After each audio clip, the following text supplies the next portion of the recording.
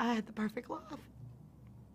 I had a wonderful husband and a beautiful, curly, redheaded, 5.5-year-old daughter, and a blonde-haired, blue-eyed, perfect 9.5-pound baby boy.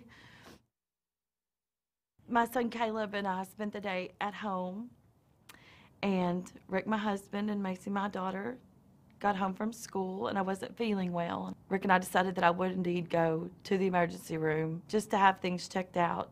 And I went to the car. My daughter came running after me.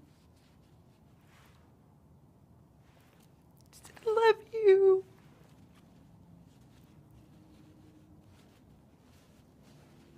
And I kissed her one more time, and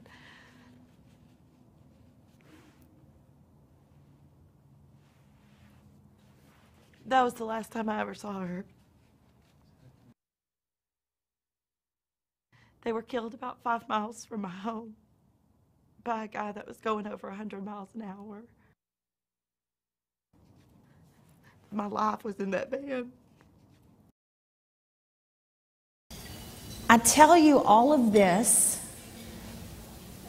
so that you understand that I am no different than you.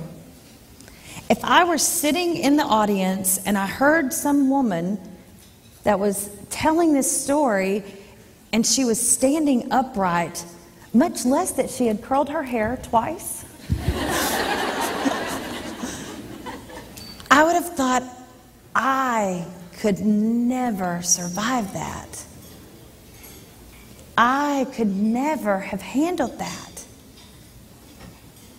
But you see, because I am just like you, because I am you, you know that if I can stand up here and truly have joy in my heart, that regardless of the trials and tribulations that you are currently facing or that you will face, that you too can know joy again.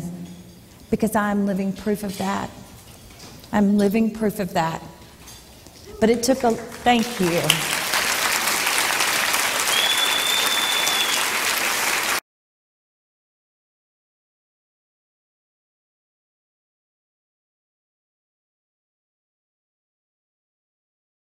Sudden, I see this sweet, precious little thing named Jillian Michaels come for me and say, "You, come here. Back to the treadmill and lay down."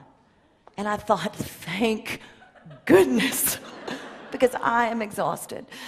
That wasn't what she had in mind. She wanted me to lay down and grip underneath and hoist my body up 10 times. I'd like to remind you that I weighed 247 pounds and I was sweating profusely. Somehow I managed to do it. She decided she was going to see what I was really made of, and she was going to stand on me. And regardless of how hard I tried to hold on, my hands would slip and I would fall. And I would grip again and I would slip and I would fall. Oh, and I was mad.